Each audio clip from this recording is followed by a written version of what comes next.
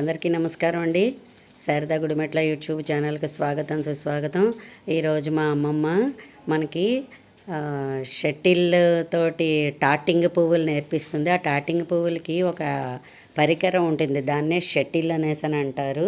ఇగో చూసారా, ఇగో ఇలా కన్నులా ఉంటుంది అది. అదిగో చూసారా, అదిగో దీంతో ఇప్పుడు లోపల నుంచి దారం చుట్టేసుకోవాలి. చూపించండి. దానికి దారం చుట్టేసుకోవాలి. ఆ షటిల్ అది అల్లడానికి ఉపయోగించి దారం ఓకే ఉంటుంది. అది దీనికి టాటింగ్ దారం కూడా ప్రత్యేకంగా ఉంటుంది. సో లేదంటే ఇంకోటంటే ధార్వాడి వర్క్కి ఉపయోగించే దారం కూడా కొంచెం లావుగా ఉంటుంది, అది కూడా మనం ఈ పువ్వులకు ఉపయోగించుకోవచ్చు. చూసారా షటిల్ తోటి ఎలా వేస్తున్నారు. ఇప్పుడు ఇది చూపించవే నాకు, అది ఎలా అల్లుతున్నావు అను. ఊళ్ళతోటి కూడా మనం అల్లుకోవచ్చు.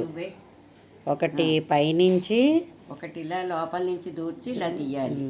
అడుగున ఒక దారం వస్తుంది, మళ్ళీ ఇలా పైనుంచి అద్దెకి ఇంకో దారం, అది రెండు పొరలకి రెండు. ఓకే, అలాగే లెక్కగా వేసుకుని మధ్యలో ఒక రింగు వేసుకుంటూ ఉండాలి లూప్. దాంతోనే పువ్వుని పెద్ద చేయడం, రకరకాల షేపులు మార్చుకోవడానికి ఉపయోగం. ఓకే, మధ్యలో ఇగో రింగు ఇలా వేసుకోవాలి. అది ఉండదు, ఇలా చూపించు. ఇదిగో రింగు, ఇదిగో ఈ రింగు ఇలా వేసుకుని మళ్ళీ అల్లుకుంటూ రావాలి. ఓకే, ఆ రింగుల్లోంచి మళ్ళీ ఇలాగా వస్తాయి. అదే మనం ఎన్ని కావాల్సిన అలాగే రింగుని బట్టి వేసుకుంటూ ఉంటే పెద్ద పువ్వులు కూడా వస్తాయి. ఓహో, ఇలా ఒకటి ఇలా లోపల నుంచి అలా తీయాలి. ఒకటి పైనుంచి ఒకటి లోపల నుంచి ఒకటి కింద నుంచి తీసుకురావాలి. ఒక ముడి అవుతుంది అన్నమాట.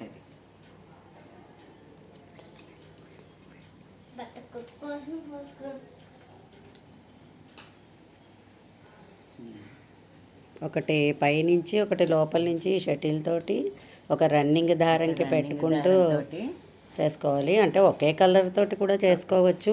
ఇలా పెట్టుకుంటే ఇంకా వేలుగా ఉంటుంది. అందరికీ అల్లి ఇచ్చిందండి మా అమ్మమ్మ.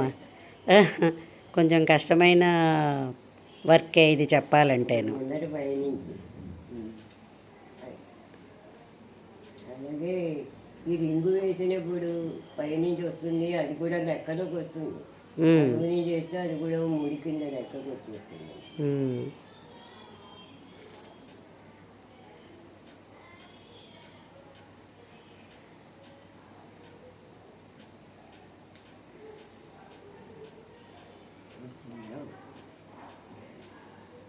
కొంచెం జాగ్రత్తగా మనం ఓపిక పట్టి దాన్ని ఆ ముడులు రెండు కూడా కన్నుతోటి ఆ షటిల్ తోటి మనం ముందరకు ఒకసారి వెనక్కి ఒకసారి, అది షేప్ అంతా ఒకసారి చూపించమ్మా నువ్వు. అదిగో ఇంకా క్లియర్గా చూపించు. ఇది వేసినది. ఇప్పుడు ఇలా ఉంది కదండి, దీన్ని ఇగో మనం ఇలాగా టైట్గా వేలికి చుట్టుకోవాలి. అది చుట్టుకుని దీన్ని ఇగో ఇలాగా ఇలా పైనుంచి ఇలా తీసి ఇలా దీంట్లోంచి తీయాలి. అలాగే మళ్ళీ కింద నుంచి కూడా మళ్ళీ ఇలాగా తీసుకోవాలి.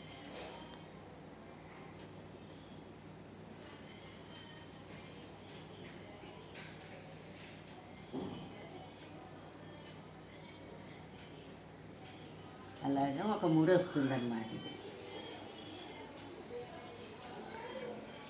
ఓకే, ఇప్పుడు